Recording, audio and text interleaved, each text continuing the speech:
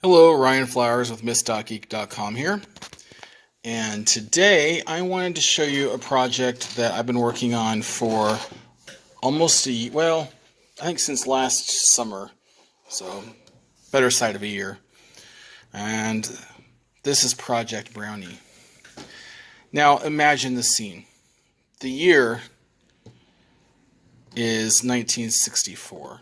And we have a special agent who is on assignment in Europe as an American tourist. What does every American tourist take with him? Well, he takes his Kodak Brownie, of course. Everybody's got their 8mm camera they're going to take home videos with. And going through really any sort of checks that might be done, nobody's going to take two looks at this. Looks like a little beat up camera that's missing a couple of parts. But there's so much more. So we've got our lens, we've got the adjustment for the lens, and got the little switch here that seems kind of wobbly. Let's take a look at the inside and find out what lies within.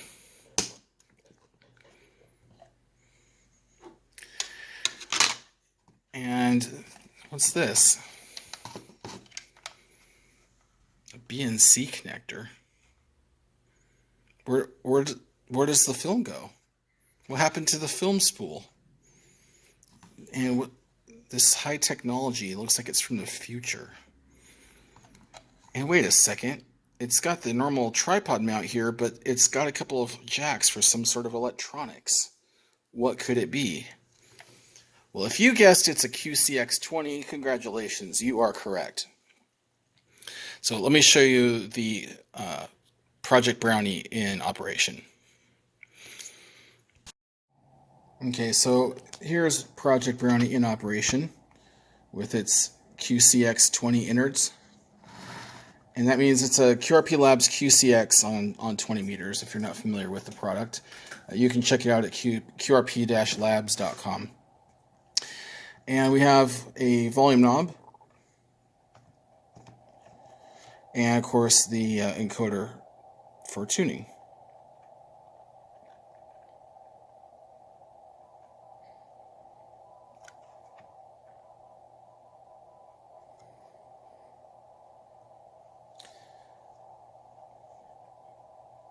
Try to find a strong signal here.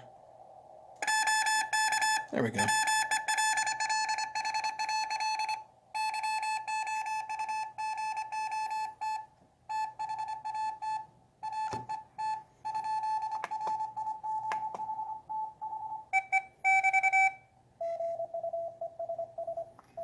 So it's not decoding it. I'm still figuring that out. I think it requires you to put the speed up a little bit. But it receives beautifully. And it also outputs a full 5 watt. If I turn it to the, what's it called? The dummy load, because I don't want to transmit because I simply don't know CW. The jack for that is over here, and it's putting out solid 5 watts there. So this thing's ready to go, and let me throw it back on the air here. There we go.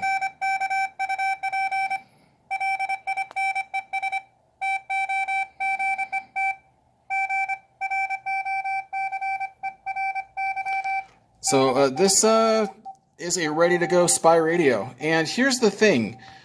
Let me give you a quick tour first off. Let me turn it off. Disconnect the BNC, if I can do that one-handed, probably not. Alright, so let's take a quick tour. First off, that BNC connector is connected, it's the original plastic BNC connector, taken out of its plastic and soldered to RG174, which connects straight to the board with a standard 0.1 inch pitch header.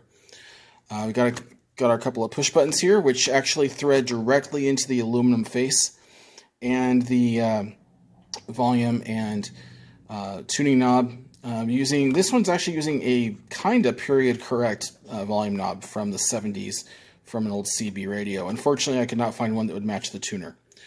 But they look about right, and I try to match the vintage as much as I could.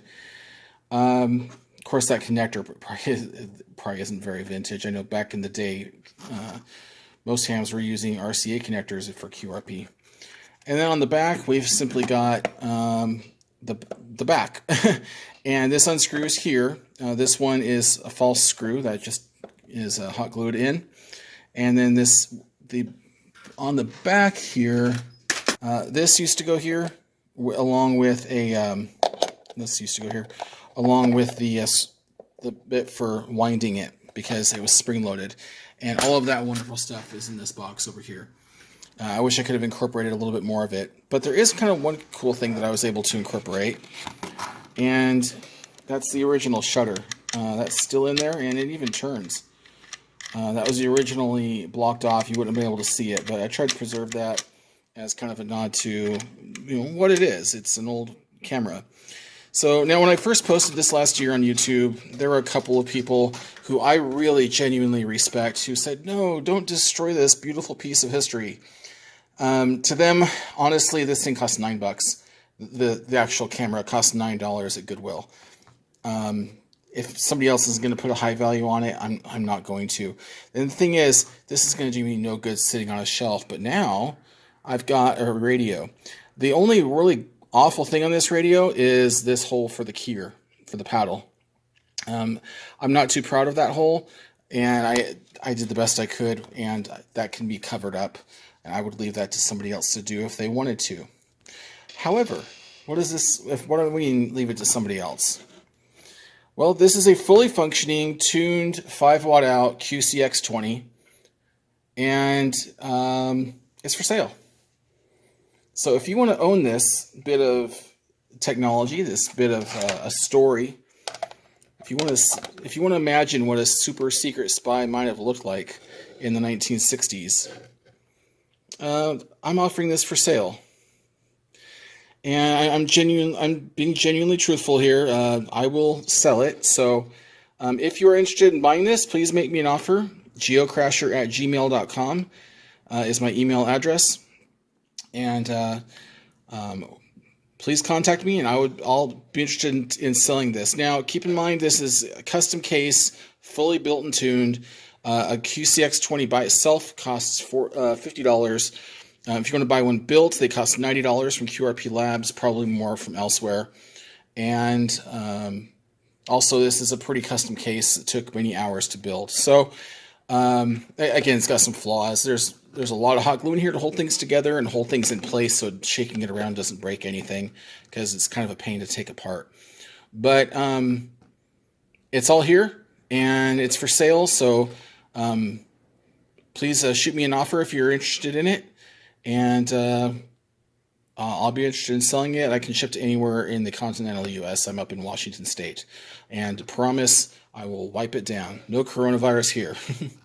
Anyway, thanks for watching the video, and 73 to everyone. And I hope you're all staying safe and staying sane during this lockdown time. Take care. 73.